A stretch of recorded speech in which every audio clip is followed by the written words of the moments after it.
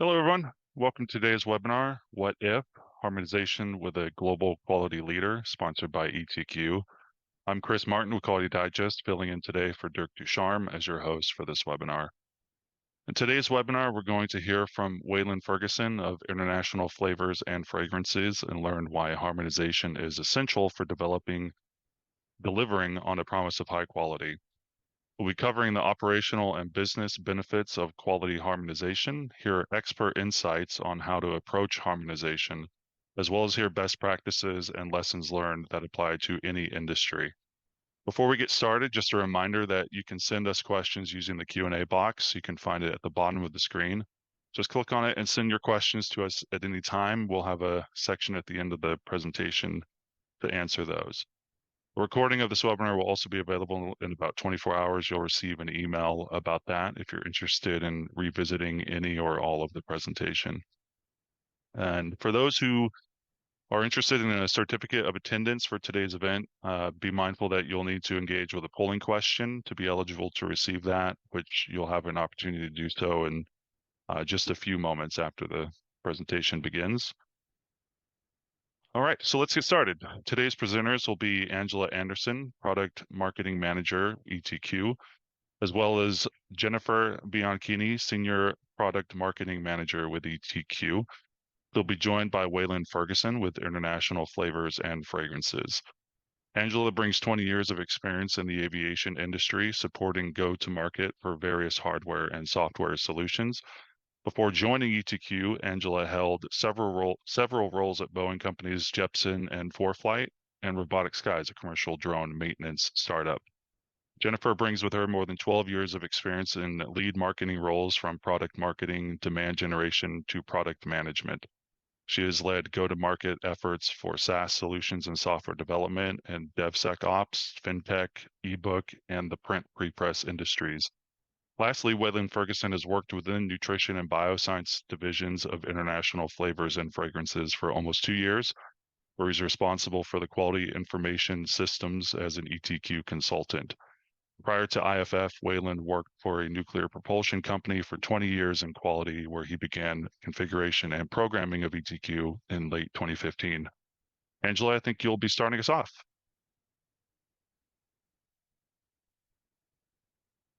Yes, thank you, Chris. Sorry, I had to find my mute button. All right, thank you so much for that great introduction, Chris. And as promised, we are going to kick things off with our poll question. So hopefully everyone's motivated to participate to get your course credit for this presentation. So the question is, how harmonized is your quality management system? Or I guess choice one, very. We have one global centralized system. Next option is we're making progress. We still have a few siloed systems out there in use, working towards consolidating. The third option, not very harmonized yet. It's a challenge to get buy-in across different groups, different sites. And the last option, help. What is harmonization? And hopefully we can clarify all of that for you here today, give you some great best practices around that. So give you guys a few moments, I think, to plug in your answers, and then we'll take a look at the results.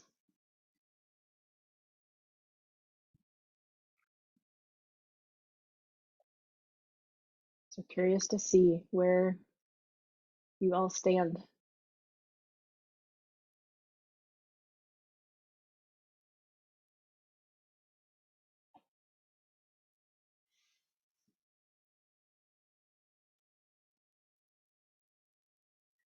Pretty good. A lot of responses on this. Are there?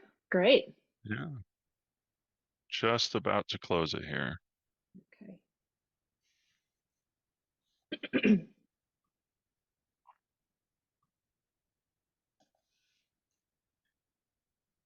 Okay. Okay, yeah, it popped up for me. Okay, so interesting. I think we've got a good presentation for you guys today then, because we've got quite a few folks kind of working their way through the harmonization process. We've got a handful of superstars. Approximately 7% of folks answered very, that we have one global centralized system. That's fantastic. 50% are making progress. 33% not very. It's a challenge. And 10% will take all the help they can get from this session and beyond. So thank you so much for participating. It's an interesting spread. So most people kind of solidly there in the middle. All right. Moving on. So I thought I would kind of set the stage for us today and kind of talk through kind of two things. So what is quality process? What does harmonization mean? And then why does it matter? So first, let's take a look at what does harmonization mean? And I thought I would look through the lens of like people, process, tools. So kind of taking those three aspects and thinking about harmonization in that way. So from the people perspective, it's really it's a strategic and systematic approach, and it's an approach to like a decision-making process for either organizing or, and I've got kind of reorganizing in parentheses there, because you may be in a position where you're needing to, your system is maybe decades old and there's kind of different dynamics going on. You've got new people in the mix, there's been acquisition, and you're needing to just kind of reorganize what's existing. And you might want to kind of support this activity with either a defined governance structure or a steering committee where you're getting all stakeholders from end to end that are involved in a process, bringing all those stakeholders to the table to kind of work through that process of how we're going to restructure our quality processes. And it really is an opportunity to go beyond just kind of leaning and optimizing what exists.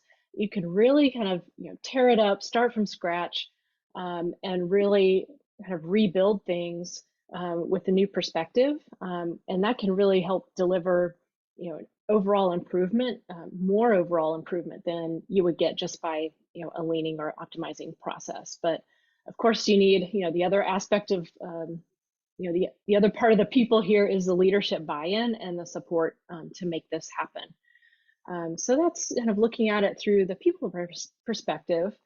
And then layered on that are looking at the actual processes. So it's aiming towards one consistent, or sometimes I hear the word harmonize and standardize kind of used interchangeably, but I think there's some nuance there where standardized, you're looking more to basically make all process the same for everyone, but harmonization allows a little bit of variance within perhaps a broader like common framework or common guardrails for a set of processes, and you're kind of giving individual areas or sites kind of some flexibility to accommodate a unique need.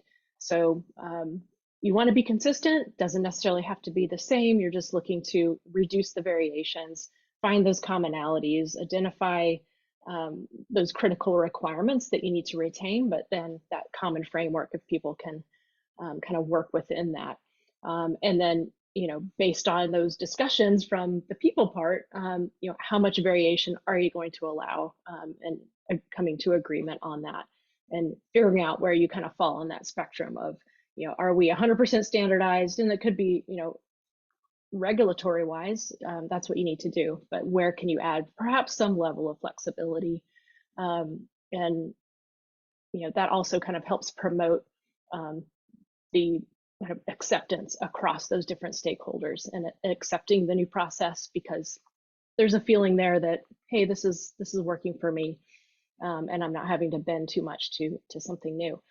And then the third part is from a tools perspective. So what we're really kind of aiming today is talking about the ETQ Reliance environment and having that common digital platform to not only ensure like accountability and compliance, but also from like a master data alignment and kind of consolidating those data sources that you can use across processes. And we'll talk a little bit more about the benefits of that. But it's really kind of keeping that total picture in mind and having the technology to support that and bring everyone into one environment. And you're kind of designing this for the group as a whole, the enterprise as a whole, and not just kind of catering to particular groups and kind of enabling those silos to kind of redevelop. So that's kind of what harmonization is through that lens of people, process, tools. So let's take a look at what if.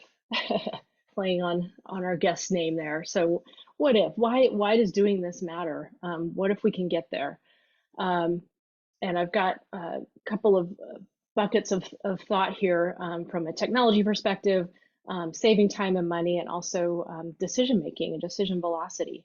So taking a look at using the technology to reduce risk. We're talking about reducing complexity, being able to take those through that harmonization process where you're kind of maybe blowing things up and rebuilding your process and consolidating. So you're able to consolidate processes within that platform. And with something like ETQ Reliance, it's flexible in a way that can allow you to change as you're going along if you need to make adjustments. The fact that it's cloud native, it will automatically scale in the cloud as you grow with more processes, grow with more users, grow to more sites. Those things are very beneficial. And then because everyone has agreed on the processes, we're all using the same centralized system. Hopefully it's easier for folks to participate. You're going to increase that adoption and that compliance. And because there's visibility to all of the processes, and there is that harmonization that's working for you, hopefully there's no surprises come audit time because there is visibility to those processes. And then Jennifer's going to talk a little more about this in a couple of minutes about integration readiness. So that's another kind of impact you can have on the business by bringing all your processes into a centralized platform. It's going to set you up to connect to other business systems that can really accelerate your quality program maturity. So saving time and money is pretty straightforward. If you're consolidating quality systems, bringing things into one platform, off the bat, you're going to save your licensing costs and your maintenance costs for any other systems that you're using. There's kind of the obvious benefits of administrative efficiency and that communication when you're automating digital workflows and creating those triggers, and the system is working for you to help with that communication and holding people accountable to the next step in a process. Those are all benefits that reduce the time and effort that you have to put towards administrating your systems. It's going to reduce auditing costs because you don't have all these different flavors of processes out there floating around. Again, kind of back to this no surprises. Auditors kind of know what to expect when they walk in the door. And then like for life sciences customers, saving on validation costs because the system is less complex. You're having to put less time into managing your test scripts and your requirements. With a less complex system, it's going to reduce those costs as well. And then from a decision velocity standpoint, so velocity is speed and direction. So having this single version of your trusted quality data, it's going to be consistent. It's going to be in a place where it's accessible for creating the reports you need to create and putting those accessibility parameters to allow people to view the data that they need when they need it, and not having those kind of barriers to access. So that all contributes to being able to make faster, better decisions with clean, quality data, and allow you to kind of choose, what's your next continuous improvement project. Proactively go after those costs of quality and your continuous improvement programs. Okay, so that said, I'm going to hand it over to Jennifer to kind of continue the theme of that integration readiness and some of the benefits there as you centralize, harmonize, and centralize on that technology platform. All right, thanks, Angela. I appreciate you getting us all on the same page on harmonization, why it's important, and its benefits. So what we'd like to cover next is integrating a QMS system, such as ETQ Reliance, with your other enterprise systems. For example, your ERP, CRM, or PLM to achieve a high ROI.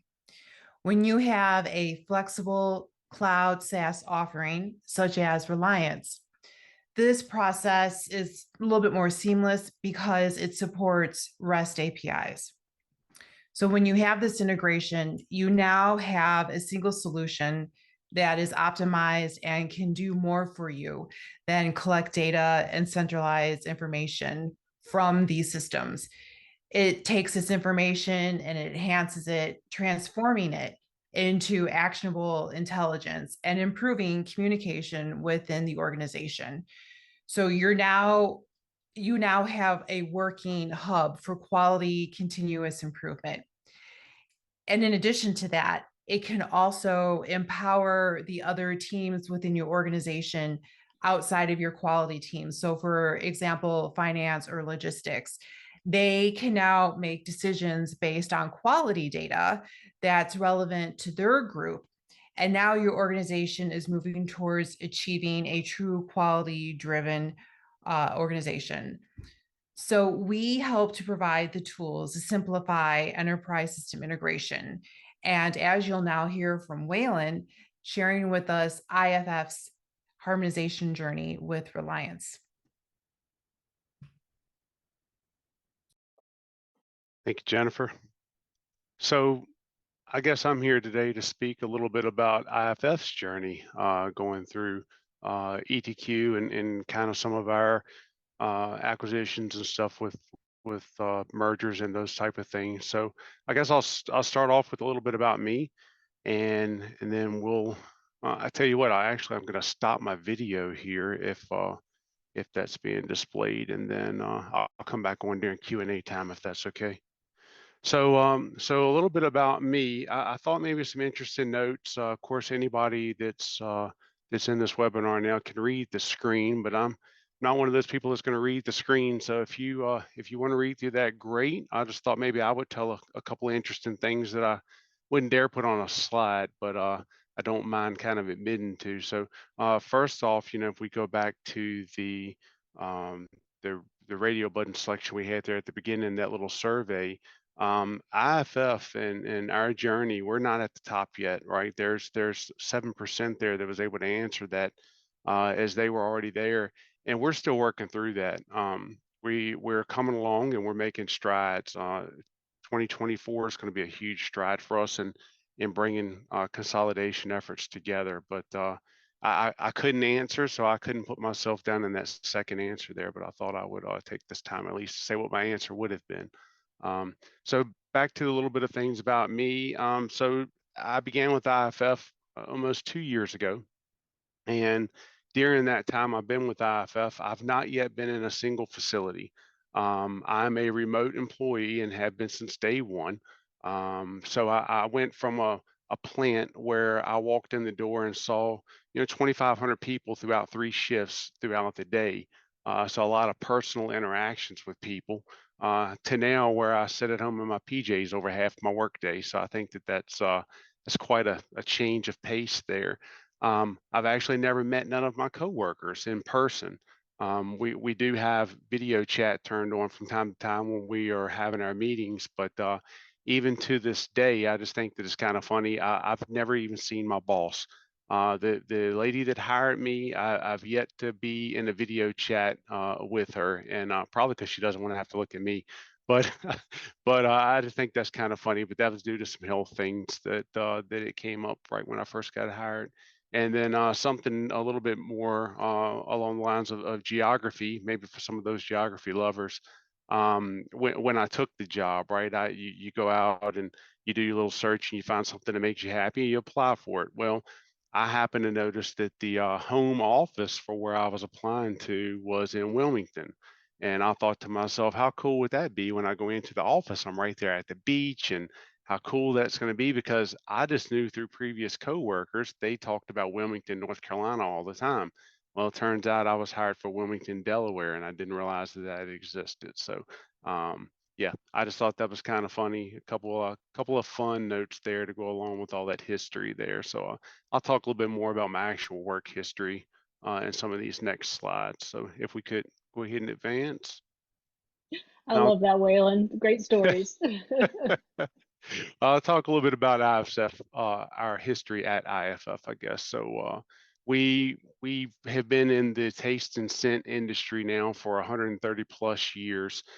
These slides take you through 2019, and there's purpose for that.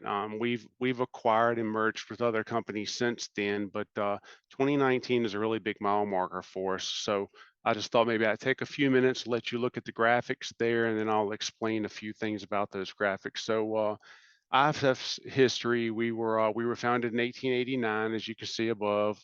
We were incorporated in New York in 1909. We're currently headquartered in New York, so I think that's kind of cool that we stuck to our roots there.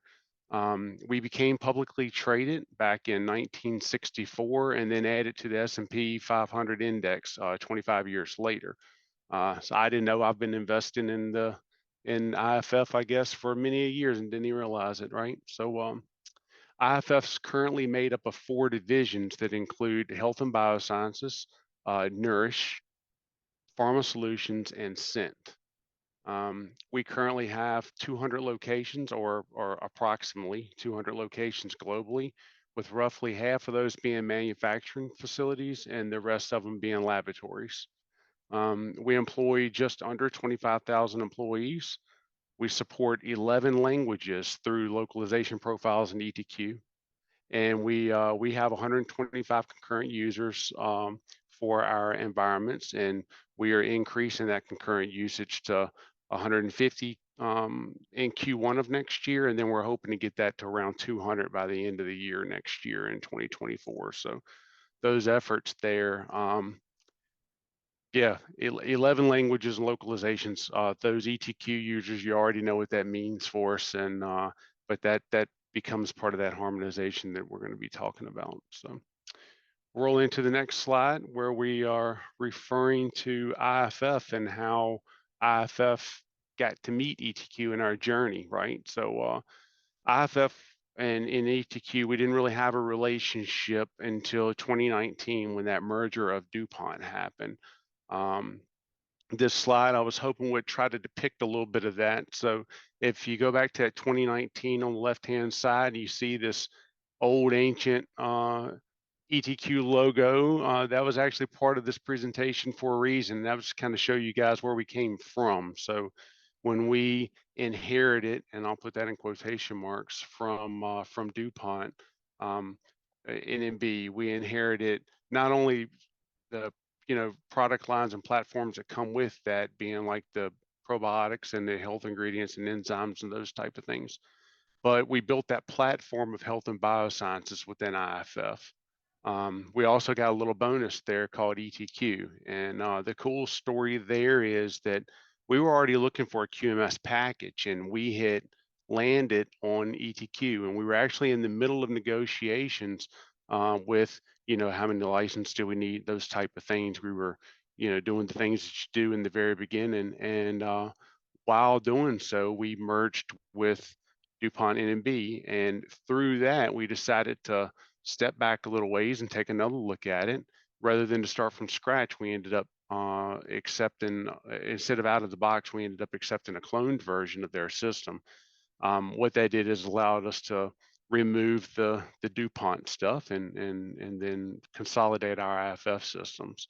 So the harmonization come into play there because we use ETQ to help us to unify all of our plants and our locations. We did that by providing a tool that's consistent within all of its apps and allowing that kind of one-stop shopping mindset that people talk about. Examples of that with IFF would be like our procedures, policies, and forms. We removed those from SharePoint sites and people's desktops, and now they're stored within document control and routed through the system. Our CAPAs and audits, they no longer have to be stored on the originator's desktops, and actions can be assigned now through electronic workflows and emails, so we love that. And then our MOCs, they no longer require paper routing processes. We can easily share the routings across sites and do all of that electronically. And then it's kind of interesting. I had a coworker kind of mention this to me. I was trying to learn a little bit more about IFF and all of our history, and they say, you know, we have a pretty amazing history. We've gone from developing, from being a perfume company to developing the Impossible Burger. So for those that have heard of the Impossible Burger, that's that plant protein based burger that doesn't have meat. So that's pretty cool. That's a pretty big journey. Company wise and product line support there. So we'll roll into the next slide, and this is going to talk about our apps and how we go about rolling those out. So you'll probably ask, or you might question yourself and say, well, you know, with a company that size, with 25,000 employees and 200 locations, you know, how do you deploy ETQ across sites? And I will say that depending on company policies in those locations, we roll out sites a little bit differently. So depicted in the slide here is some of our maybe buckets that we put these, or categories that we put these in. So we will roll this out globally to help enforce usage and streamline efforts across a company-wide, so that we're using integrations in web services, or by using integrations of web services. Sorry for that. The site specific rollout, we may choose to do that to take advantage of some of the other items that are in the ETQ toolbox to kind of help us consolidate other systems that we might have at a particular location. And then user specific, we generally roll that out just to allow for testing and usability of a module before we broaden that scope. So kind of a little bit about how we roll that out, and if you don't know, I'm glad to speak more to that later if somebody needs more direct attention there. And we'll slide into our apps that are used across all sites. So these are sites that we primarily we received all of these modules from DuPont when we merged. These were all already in effect, with the exception of the SMC, or Supplier Materials Chemicals module. That particular one we successfully launched with the help of a referred partner and task management. We actually used RC hours. You may have heard of a RAD, or a rapid application deployment with ETQ. We had, that would generally be a RAD, but we didn't have the tight schedule need. We just kind of needed the deployment. So we chose to just do RC hours ourselves and work with ETQ on that to release task management. But all 7 of these are global and are used across all sites as part of when we activate ETQ for that site. And then I've got another slide that shows the other apps that we're using within ETQ. These are going to be more site specific. If you want to go ahead and advance a slide, they're going to be a little bit more site specific needed and used to use a little bit more towards that site and not necessarily globally. So we'll begin here, and ultimately we plan to turn these on globally across the board there. So not a lot really to say about the site specific apps, other than, you know, hopefully the intent is always to go from site specific to global in all cases. And then I know that part's moving a little fast, but this is where we start slowing down a little bit and we get to the meat and potatoes that we know is ROI and lessons learned. So because you've got to have some takeaways, right, for the webinar to go back and talk about. So we go into our ROI, and it's funny for me, ETQ, a little behind the scenes thing there. We're always interested in the return on investment, right? Whenever you're looking at rolling out modules or our ETQ usage. And one of the funny things about IFF is that we've never calculated ROI up to this point. We have actually started conversation with our ETQ sales rep, and we're going to be attending some training here actually later this week to help us to understand and maybe calculate that a little bit more specifically, because it is useful information to have. But instead of ROI, I told ETQ that we have more you. So if you play on an analogy there, it happened to be the way that the slides stacked up. So I kind of roll with it, but more you being the management buy-in and support, optimized existing processes such as calculations within the system, force in workflows, escalations, um, OI templates, API call web services, a reduction in site licenses, and overall user satisfaction there. So MORU, how about that? I won't tell you what I came up with before that, but we'll roll with it. And so for lessons learned here, I think it's pretty important that we go into lessons learned, because we're definitely not perfect, and we've felt pains from processes and jumping to conclusions within our movements. But I can tell you that, coming from or merging with DuPont, taking on their system, and then we've got our kind of own way of doing things with IFF, and you have to play fair. So um, I can speak more to one of our latest successes, and that was in this past summer, or excuse me, last summer, sorry, the SMC module in our case. So the supplier materials chemicals module we used in a version 11 system from DuPont, and we needed to export all of that data, and we need to bring all of that through custom SQL, primarily due to the subform data and historical fields that they needed us to maintain. But lessons learned there, we had to use a lot of patience, and we had to have a little bit of a realignment of expectations, both cooperation and compromise being used there, right?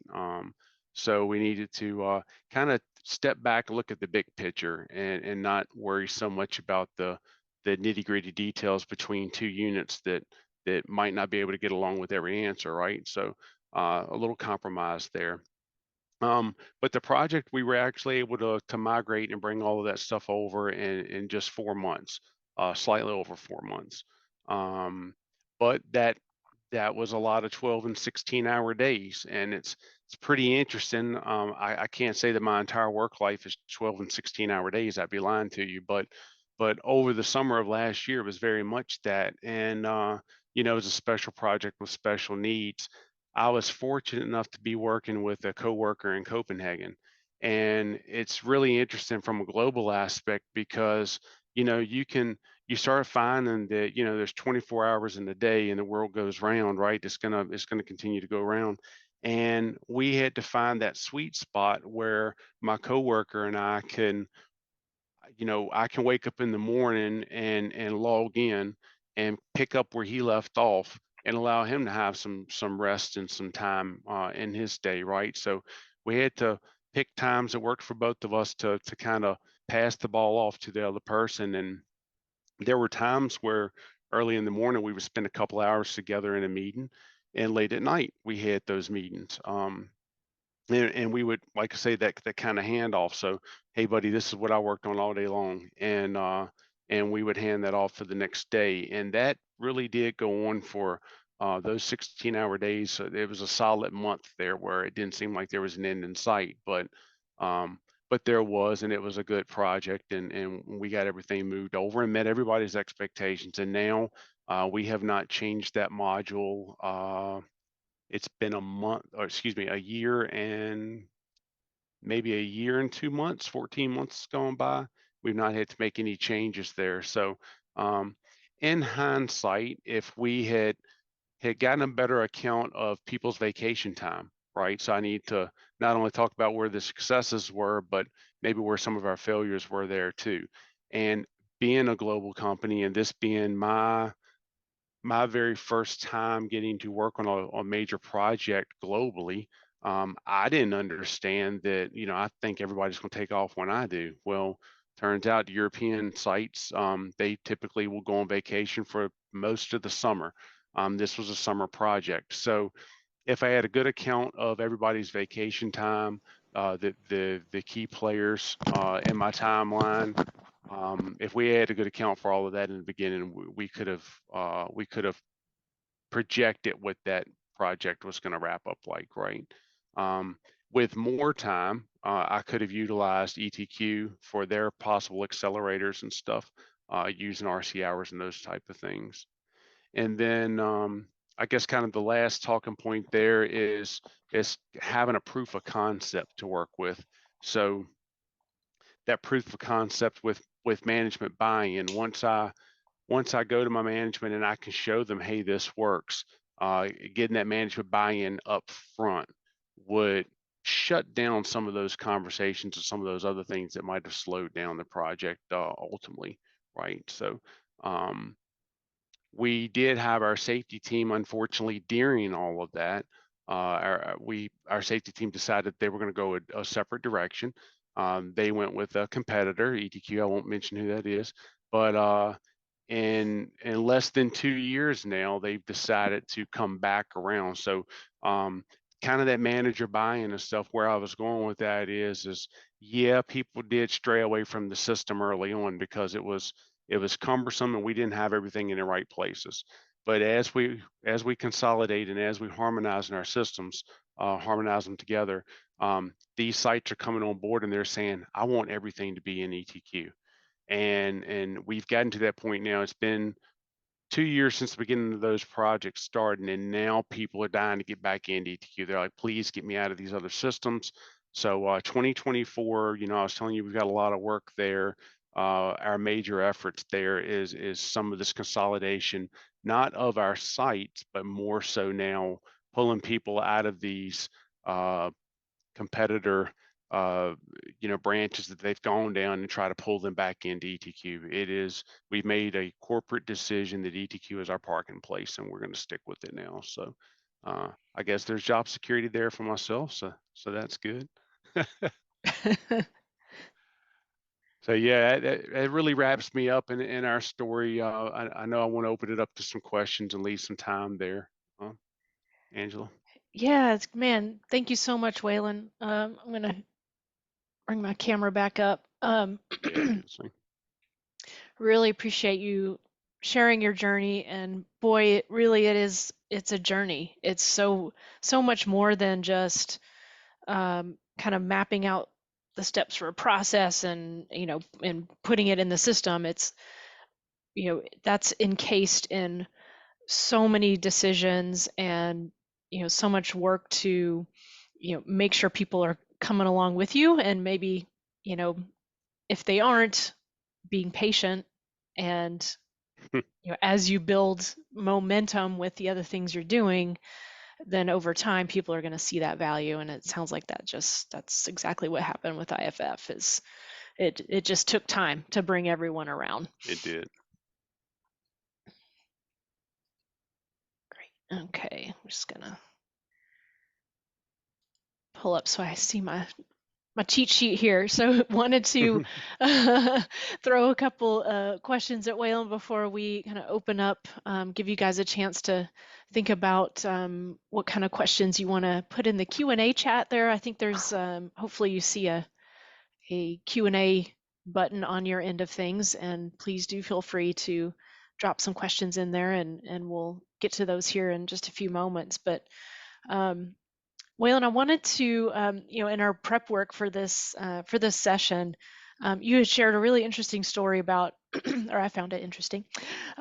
You were talking about kind of outside of IFF, your prior experience with using ETQ at another company, which we don't have to name, but the essence of it was, you were leveraging your knowledge of the ETQ system and the relationships, because I feel like this is just such a theme that it's the Right. the relationships, and it's the people involved that It really is. really bring all this to life. So you kind of leverage those relationships and some other areas of the company to expand the use of Reliance and kind of bring more people into the fold.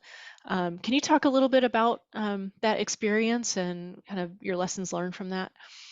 Yeah, I'd love to. That's actually my comfort zone, right? I can talk about something I did for 21 years and not 2 years, right? So, yeah, my previous company, I just let the cat out the bag. I was there for 21 years.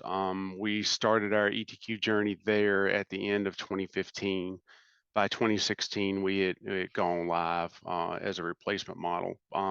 But fast forward a couple years into our ETQ existence there, and we had knocked off the punch list. Really, we had gone through um, basically the things that management wanted to see. And now we're looking at, well, we bought this suite of software. We bought the QMS package, and with that come a lot of modules that we owned, and they were grayed out in the background, and nobody had access to, and we wanted to see how we could start utilizing some of those. So one of the one of the really cool things is, in my previous life there in the plant, I had worked my way through some hourly jobs and through QC, and ultimately um, made my way to programmer. But while I was in my quality journey there, I had engagement with a group of people. They were our calibrations group,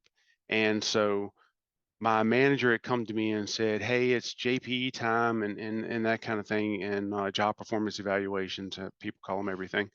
But she was really interested in what can be a goal for the next year, and what we can do. And so what I had done is went and opened the all apps or all modules, depending on what version you're in, um, and looked at what all ETQ had to offer and what we owned. And I started looking at those and thinking back about some of the groups that I worked with in the plant. And one that jumped out to me was the assets calibration and maintenance app. And so I didn't know enough about it, right? Because we know the major modules, but we don't necessarily always know all the bells and whistles that come with some of the out-of-box software. So I went into if you don't know this, you can go into ETQ's help and search the guide based on the module, and you can read all about the module, and that's been very helpful. I did a little bit of homework and then went and presented to the manager in that area over gauge calibration, which happened to be the person that had hired me into the plant so many years back. So it was really interesting to be able to go back and touch base with them. And basically, I just told them what my understanding was of how the system worked out of the box, and I wanted to know if they would have a use for it. Well, it turns out they had software that they owned a license for that was paid annually. And it was somewhere in the neighborhood of $80,000 that they were using. And basically, it checked all the same boxes. They had a gauge that would become out of spec or out of date, and their job was to come around. They needed a tool that allowed them to get, in our case, right, our language is an escalation to notify them. So they needed notification. They needed to know when the dates were that it was inspected. They might have needed to throw a picture in there of the tool and those type of things. So as we started looking at what their system was capable of doing that they currently had, I was able to go through what ETQ out of the box offered, and we realized that they were really one and the same. So we continued discussion and found out that it would be a great fit for them. All we had to do is find the room for it. So we went back and made that a goal. Now, I'll fast forward that about a year. That's when I decided to make my trip to IFF. So that potential is still sitting out there, and if some of my old coworkers are on, maybe they'll pick back up on that. But that was a really cool thing, just to know that, to get that manager buy-in. So in this case, we had been in the plant for over 5 years at that point, and people knew that ETQ was working for them. And then you start looking at, where else am I maybe wasting money on other licenses and those type of things when we already have the ability to do that out of the box. So that was a really cool little journey, and making those connections with people that you might have known in the past. Um, I'm planning to do that in my current role. Plan on visiting some plants, finally putting some feet on the ground, and getting to sit down to figure out maybe what some processes in our current plant situations look like, and how I could do a very similar thing with IFF. Yeah. Yeah, that's great. Thanks so much for sharing that story. Sure. Um, so it seems like thinking about IFF and kind of where you're at with how you guys think about ROI. And you mentioned that you haven't necessarily had to kind of formally present that case as of yet. And it's, to me, that makes me think, IFF is just a quality focused organization, and that's something that's just very important to them. And that wheel is already in motion. You're not having to do a lot of convincing at that level. But in your experience so far with them, like, can you maybe talk a little bit about your perspective on where, like we were talking about earlier, those areas of like reducing risk, saving time and money, whether that's hard or soft savings, that improved decision making. Are there any of those areas that you would want to speak to that Yeah. IFF sees value there? Yeah, I think I can take on, the reduced risk, and probably some of the little bit of the others there. So, a good example of reduced risk, and maybe even like the improved decision making, is a current project that we're working on here at IFF around our MOC module. So management of change, change management, however you want to look at that. Um, we we've been in the middle of doing a lot of patching and upgrading to get our systems up to speed, and during that time, the quality organization decided that we needed a MOC policy released globally so that everybody can have the same expectations, those type of things. So they did what people do. And MOC for you is just to define Management for. of change. So in ETQ, it's known as change management module. Um, I think there's two plays on the words. People flip flop them from time to time, right? So yeah, MOC in our case. And so that management of change policy, they went into document control. They did what we do, right? They made their revision changes, and they released a procedure that they expected people to be able to work to and abide by. What they didn't do necessarily was look and see how we were doing that in ETQ already. So it's taken about 6 months or so, but what we've ended up having to do was take the paper policy and apply some of the some ETQ fixes and solutions around that. So we've promoted that from development to Val back in September 1, and we'll be promoting beginning in November to prod there. So really the reduced risk behind that is, we're taking away from, right now currently people are using a paper procedure, and the paper's enforcing, right, from a I guess from a black and white perspective of how they're supposed to do it, but the system might be allowing them to get reviews through another means, or maybe not track it the way that it needs to be done, or maybe without action items, those type of things. So we're improving that decision making through that by kind of forcing the changes through ETQ and making sure that all MOCs are being done through the change management or MOC module. So the users no longer have to worry that the system allowed them to do something that the policy didn't intend to allow. And the reviewers, they're assigned based on, like, the questions that they answer throughout the process, and actions are being assigned based on system triggers, things like that. So yeah, we've tried to protect users, as long as you go to the right place to get started, right? So as long as they go to ETQ to create their MOC, anything that we've got written in that paper policy, we should be enforcing within the system through that module. Yeah, it's back to that accountability and compliance aspect. Yeah, folks. Yeah. Cool. All right. Well, just keeping an eye on the time. I know we got a little more content to come through, and then we've got some questions coming through the chat here. So thank you so much Okay. for putting those in, folks. Keep them coming. So I'm gonna at this time I'm gonna hand back to Jennifer, I should say, to bring us home into the Q&A, and she's got a couple things to share with you ahead of that. Thank you, Angela. And thank you, Waylon, for sharing. And I just have to say, more you is such a clever way to outline and summarize your processes there. And I heard you chuckling over there, Angela, when you was talking. It's catching on, I'm telling you. It is. New acronym. We always need a new acronym. So thank you for sharing that.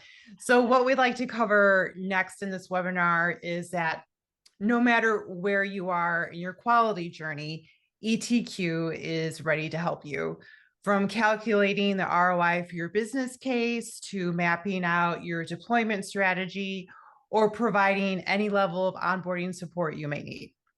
ETQ Reliance will help you to reduce costs, streamline your operations, build compliance into your processes, and mitigate supplier quality risks.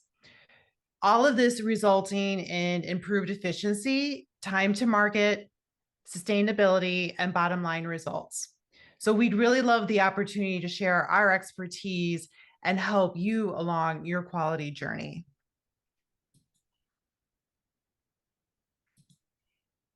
And as you can see with ETQ, you are in good company.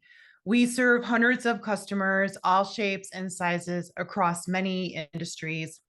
And if you take a look at all of the logos that we have on the slide here, you can see a sense of our range from discrete manufacturing, food and beverage, consumer goods, pharma, medical devices, and much more. So we take everything we've learned from every industry and we apply the learnings and the best practices to provide a unique value to all of our customers. For over 30 years, ETQ has empowered quality champions to use quality management as a catalyst for business success. We offer a flexible, scalable, easy to use QMS solution that's purpose-built to connect quality processes to all areas of your organization. We have industry knowledge and expertise across many industries, which is reflected in our diverse customer base. We aim to be a trusted advisor to you and to all of our customers, helping to guide them along their quality journey. And also, we're a part of Hexagon, a global leader in sensor, software, and autonomous manufacturing solutions. So I believe now what we like to do, since we have some time left, is to go over the questions we've received in the Q&A. Thank you so much, Jennifer. All right, so let's take a look, see what we have here. There's a couple of easy ones here. I'll knock those out. So Nadine asks, to use ETQ, will I have to contact IFF or ETQ? Contact ETQ. We've got the email address there. If you're new to us, just reach out to sales@etq.com and we'll get you going in the right direction. And if you would like to talk more to Waylon in the future, I'm sure we could arrange that too. Absolutely. It's yeah. not developed by IFF. I think one of the questions was if it was used by IFF or created by, and we're just a user, just like all the other ones you had there. Yeah, thank you. Let's see, what else do we have here? Let's see. I might try to kind of summarize this a little. I'm sorry, there's not a first name, but let's see. ETQ appears to be primarily focused on quality reporting and tracking, but does not consider other aspects of product life cycle from concept, design, release, other aspects. Is that correct? Where's the program management? Gotcha. Okay. So yes, ETQ is so much more than reporting and tracking and kind of being able to show compliance in various aspects. So when you, it's a platform, and there are out of the box 42 applications on this platform that represent different quality processes. So when you license ETQ, you're going to get our kind of core or the essential applications that come with the initial licensing, and that's all the basics like doc control, training management, audits, CAPA, the change management that Waylon was talking about, risk register, analytics, dashboards. So there's kind of a core platform licensing, and then beyond that, as your program needs change and grow, there are other application sets that you can then add on to the platform that are focused on, for example, new product introduction, non-conformance handling, supply chain quality, health and safety. So there are a ton of other channels that you can take with ETQ Reliance, and also giving you, like you mentioned, kind of that program management function, because really what we keep coming back to, what we tell folks is, quality touches every aspect of the product lifecycle. And like you're saying here in the question, all the way from designing quality into the product at the get-go, to your suppliers, into manufacturing, to all the way to the customer experience. And through the technology, we're able to establish these closed loop feedback loops across these functions, and make sure that feedback from any one process can make it back into related processes for continuous improvement, for design changes, for supplier changes, etc. So hopefully that answers the question, to kind of paint the broader picture for ETQ Reliance. Let's see. Maybe Waylon, you can maybe touch on this a bit. What's the greatest challenge to quality harmonization between teams or organizations, and how to mitigate against it? Yeah, greatest challenge. Big one. For myself, I can tell you, with the heavy Southern accent that I have, you can imagine that speaking globally, we run into issues. So there's I say email communication. We all know that a phone call is better than a text, right? Well, chatting within meetings and stuff is much easier than maybe even emails, because something could be taken out of context in those situations. You have the ability to do oh man, what do you call when you translate? Sorry, when you translate within the system. But translations are not always word for word, right? So the way that we may speak and say something doesn't translate the same to others. So I say that's definitely been one of the toughest learning curves for at least for IFF and being global, is trying to bridge that a little bit. But we've done really good. Unfortunately, there's been times where we've just said, hey, we just can't work through, with this group or whatever. Maybe dialect or maybe just hours. In all honesty, hours comes into a huge play. I can't tell you how many times I've gotten a call at 8 o'clock on a Sunday night, and it's Singapore in our case, and they're in for their day, and things like that. So flexibility for sure. I think it's much easier when you have people around the clock that are available.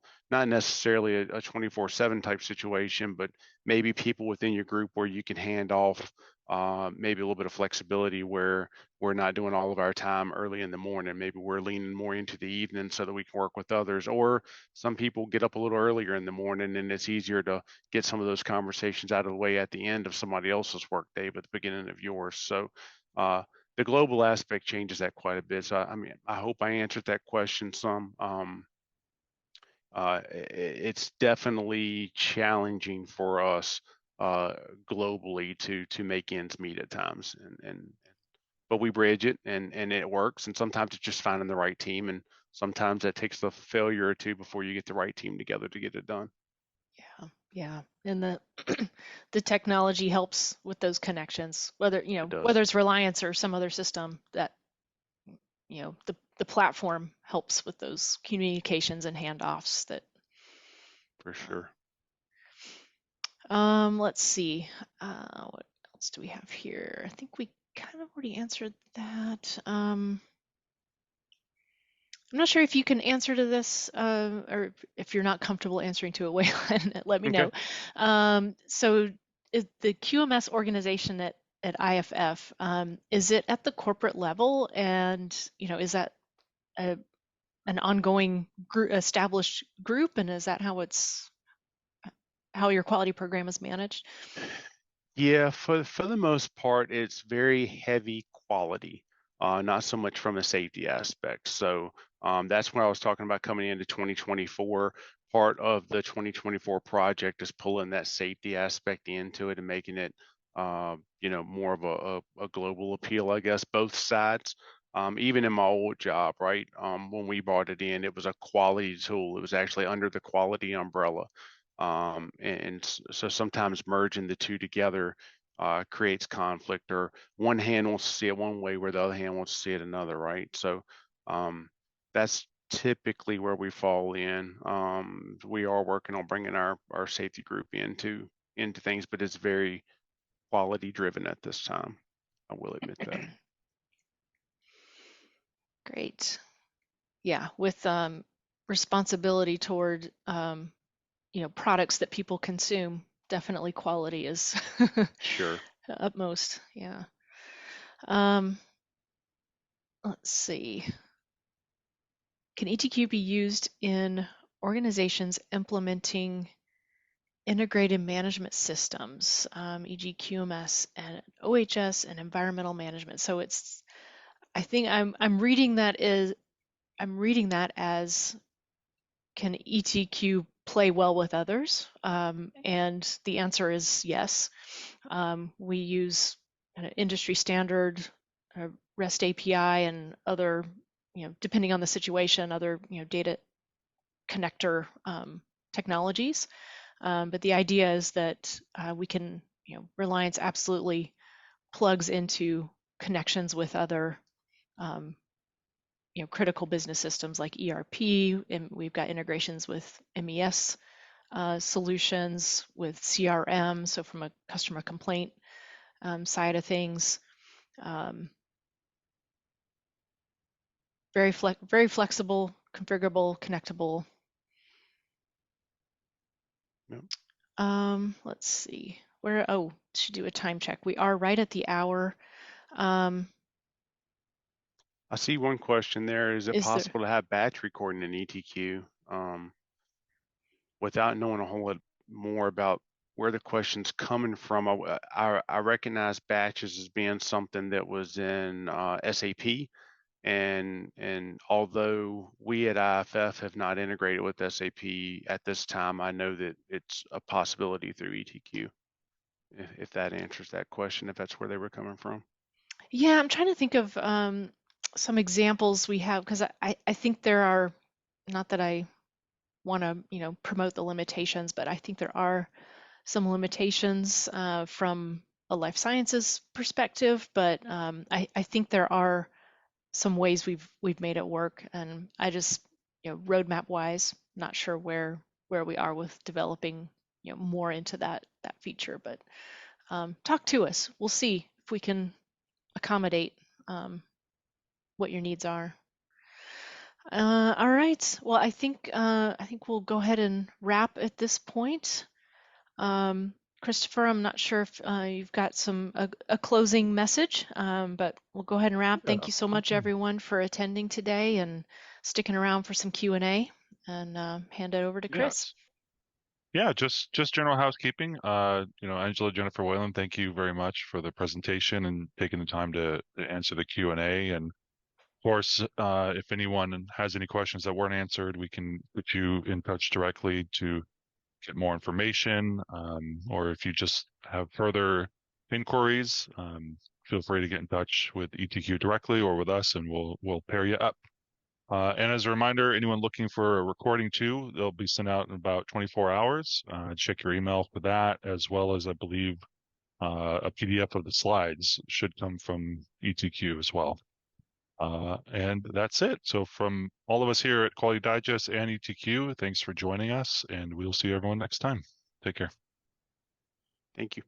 Thank you.